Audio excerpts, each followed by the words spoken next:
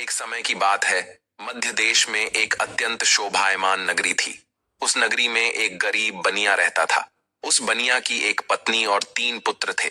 बनिया की पत्नी का नाम था सुकन्या। सुकन्या एक पतिव्रता नारी थी। वह केवल अपने ही पति से एकनिष्ठ रहती थी।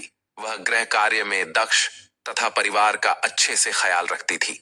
किंतु बनिया की पत्नी कंजूस स्वभाव की थी। वह एक एक पैसे का हिसाब रखती थी। एक पैसा भी खर्च करते समय वह 100 बार सोचती थी। घर के अन्न का एक दाना भी वह खराब नहीं होने देती थी। घर को रोज स्वच्छ करना, घर के आंगन को साफ करके रंगोली बनाना, तुलसी को जल देना, तुलसी की नित्य पूजा करना, सूर्य को अर्घ्य देना, पूजा घर में देवी देवताओं की नित्य पूजा करना, संध्या उपासना करना, तुलसी के पास दीपक जलाना आदि प्रकार के सभी शास्त्रीय नियमों का पालन वह किया करती थी। सुकन्या कभी देर से नहीं जागती थी। हमेशा ब्रह्म मुहूर्त में जागकर स्नान आदि करके घर के काम करती रहती थी। यूं कहे तो सुकन्या एक अत्यंत गुणवान चरित्रवान नारी थी। किंतु उसके अंदर एक ही कमी थी। वह यह थी कि सुकन्या बहुत ही ज्यादा कंजूस थी। वह अपने घर के अनाज का एक दाना भी कभी किसी को नहीं देती थी। उसके द्वार पर आए किसी भी याचक को, किसी भी भिखारी को एक पैसा तो क्या, अन्न का एक दाना भी नहीं देती थी। क्योंकि उसे लगता था कि दूसरों को अन्न देकर उसे बर्बाद नहीं करना चाहिए, ये भविष्य में काम आएगा। सुकन्या के घर की परिस्थिति गरीब अवश्य थी, किंतु उसका पति और वे दोनों ही काम करके परिवार का पेट पालने जितना अन्न जमा कर पाते थे। सुकन्या रोज सुबह अपने घर के सारे काम करके मां लक्ष्मी के मंदिर में जाकर उनकी पूजा करती थी, जिससे माता लक्ष्मी भी उस पर प्रसन्न थी। किंतु सुकन्या की गरीबी का कारण वह खुद थी। सुकन्या के कंजूस स्वभाव के कारण कई बार उसने अपनी ही किस्मत को ठोकर मार दी थी। दोस्तों, माता लक्ष्मी सुकन्या की भक्ति से अत्यंत प्रसन्न थी। मां लक्ष्मी सुकन्या को वह सब कुछ देना चाहती है जिससे सुकन्या की दरिद्रता दूर हो जाए और उसे सुख समृद्धि की प्राप्ति हो। इसीलिए एक बार माता लक्ष्मी सुकन्या की परीक्षा लेने की सोचती है।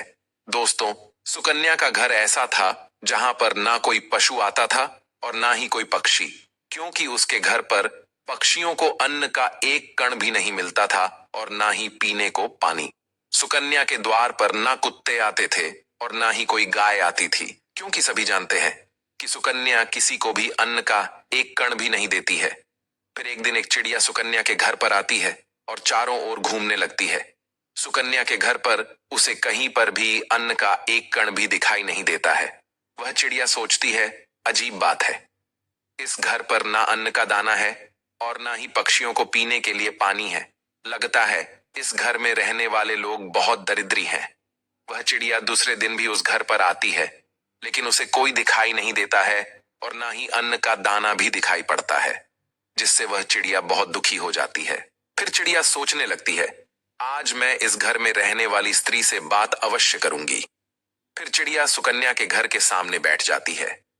कुछ देर बाद सुकन्या घर से बाहर आती है तो देखती है कि एक चिड़िया उसके घर के सामने उड़ रही है। सुकन्या उस चिड़िया को भगाने लगती है, लेकिन वह चिड़िया वहां से नहीं जाती है। फिर सुकन्या झाड़ू लेकर उस चिड़िया को भगाने के लिए उसके पीछे लगती है, लेकिन वह चिड़िया फिर से उड़कर वापस आ जाती है।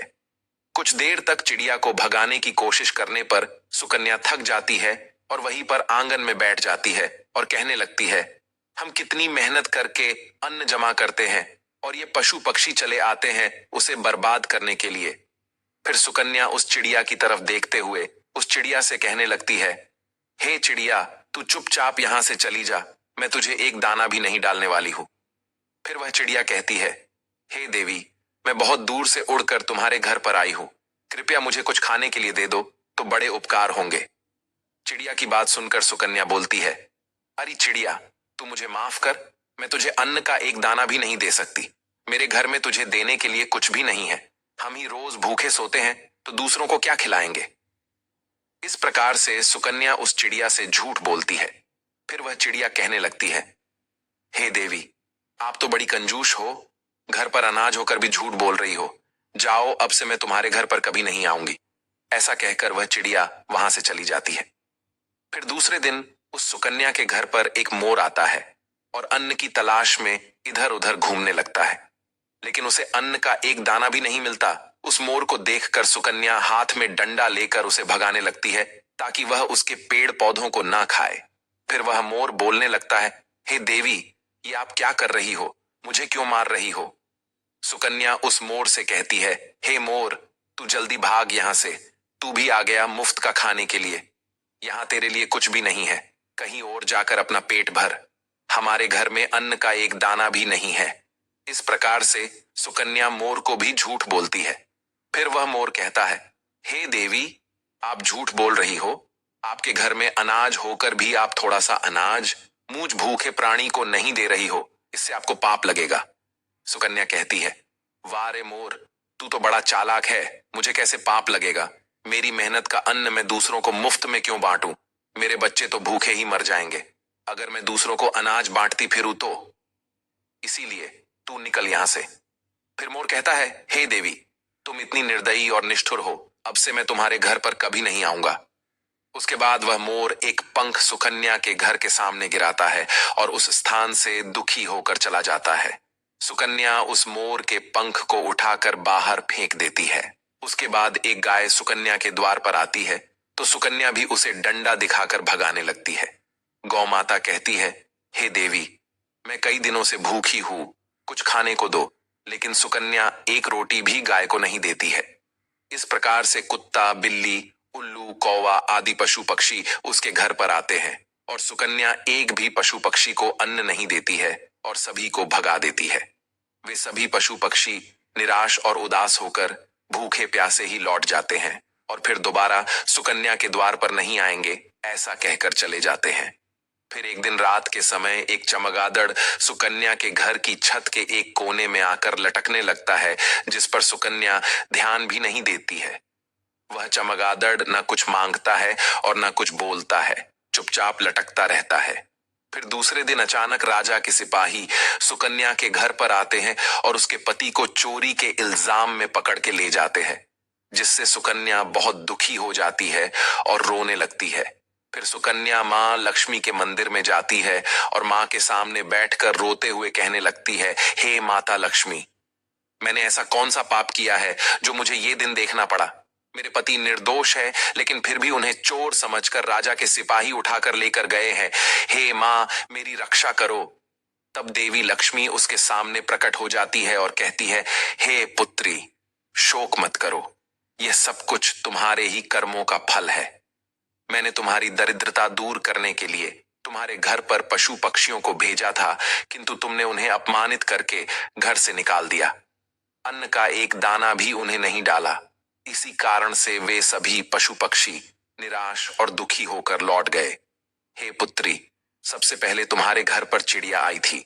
चिड़िया का घर पर आना सुख समृद्धि का सूचक होता है। जिस घर में चिड़िया अपना घोंसला बना लेती है, उस घर में हमेशा आनंद और खुशहाली रहती है। घर का वातावरण सुखद रहता है। घर में यदि कहीं भी चिड़िया बीट कर देती हैं, तो यह भी बहुत अच्छा संकेत होता है। चिड़िया बहुत ही सीधी साधी और डरपोक पक्षी होती है। वह जल्दी किसी के करीब नहीं जाती है। लेकिन यदि चिड़िया घर में बिना किसी डर के आने जाने लगे, तो उस घर में धन संपत्ति का आगमन होता है। इसीलिए घर पर चिड़िया आए तो उसे दाना डालना चाहिए, उसे पानी पिलाना चाहिए। मैंने ही तुम्हारी दरिद्रता को दूर करने के लिए उस चिड़िया को तुम्हारे घर पर भेजा था, किंतु तुमने ऐसा नहीं किया। तुम्हारे घर पर आई लक्ष्मी को तुमने खुद ठोकर मारकर भगा दिया। फिर तुम्हारे घर पर मोर आया था, जिसे भी मैंने ही भेजा था। मोर एक अत्यंत पवित्र पक्षी है। यह देवी सरस्वती का वाहन है। मोर का घर पर आना शुभ संकेत होता है। इसके घर पर आने से मनुष्य को बुद्धि और ज्ञान की प्राप्ति होती है। उस घर में निवास करने वाले मनुष्यों का विकास होता है। किंतु तुम्हारे घर पर आए उस मोर को तुमने भोजन नहीं दिया और उसे भी अपने घर से भगा दिया। उस मोर ने तुम्हारे घर के सामने पंख भी गिराया था। मोर का पंख घर में रखने से भी घर की उन्नति होती है, किंतु तुमने उस पंख को भी उठाकर फेंक दिया। हे पुत्री, मैंने तुम्हारे भले के लिए ही मोर को भेजा था, किंतु तुमने उसे भी अपमानित कर दिया।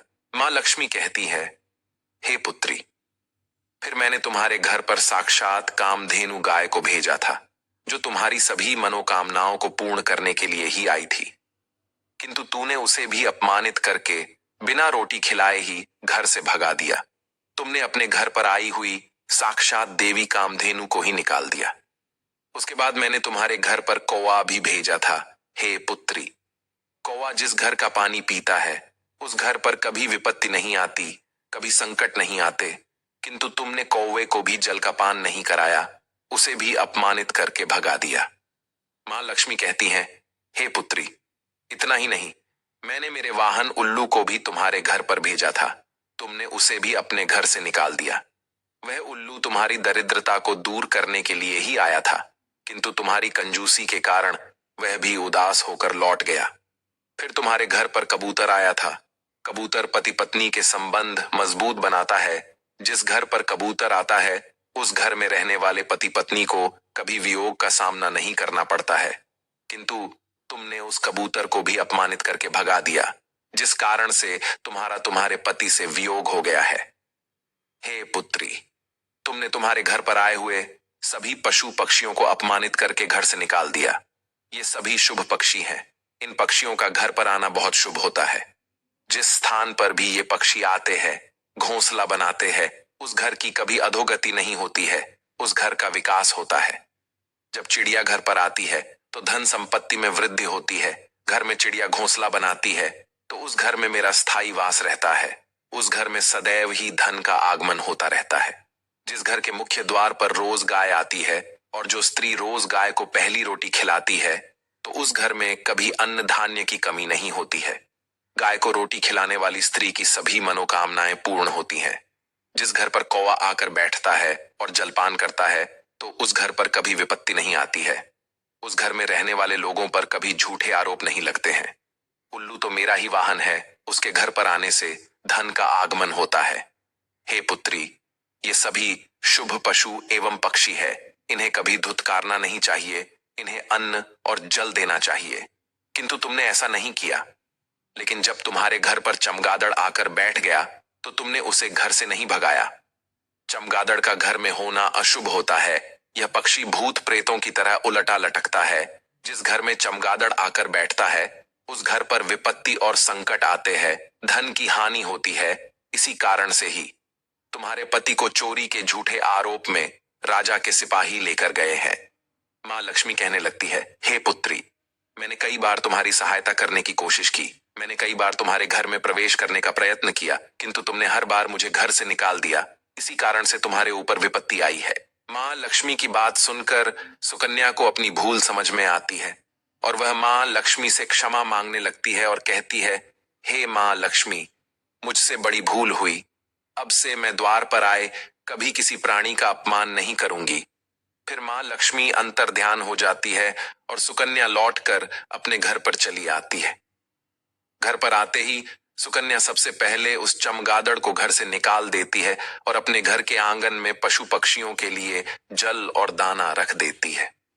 फिर अगले ही दिन उसके द्वार पर वह चिड़िया आती है। सुकन्या बड़े ही प्रेम से उस चिड़िया का स्वागत करती है, उसे अन्न खिलाती है। फिर गौ माता आती है तो सुकन्या एक रोटी निकालकर गौ माता को खिला देती है। फिर मोर आता है तो सुकन्या उसे भी अन्न खिलाती है। इस प्रकार से अनेक पशु पक्षी सुकन्या के द्वार पर आते हैं और भोजन से संतुष्ट होकर लौट जाते हैं। फिर अगले ही दिन सुकन्या का पति घोड़े पर बैठकर घर पर आता है। उसके हाथ में एक बड़ी सी गठड़ी होती है। सुकन्या अपने पति को देखकर बहुत प्रसन्न होती है और पैर छूकर उनका आशीर्वाद लेती है और पूछने लगती है, हे प्राणनाथ, इस गठड़ी में क्या है? तो उसका पति बोलता है, राजा ने गलती से मुझे चोर समझकर पकड़ लिया था। किंतु जब राजा को पता चला कि मैंने चोरी नहीं की तो उन्हें बहुत पछतावा हुआ और उन्होंने मुझसे क्षमा मांगकर बहुत सारा धन और यह घोड़ा देकर मुझे विदा किया। इस चमत्कार को देखकर सुकन्या बहुत प्रसन्न हो जाती है और मां लक्ष्मी का अनेक बार धन्यवाद करने लगती है। तो दोस्तों, इस प्रकार से हमारे घर पर आने वाले पशु पक्षियों से हमें शुभ और अशुभ संकेत मिलते हैं, जिसे हमें कभी दुर्लक्ष्य नहीं करना चाहिए। नित्य अपने घर के आंगन में पशु पक्षियों के लिए दाना और पानी जरूर रखें। मां लक्ष्मी की कृपा आपको निश्चित ही प्राप्त होगी।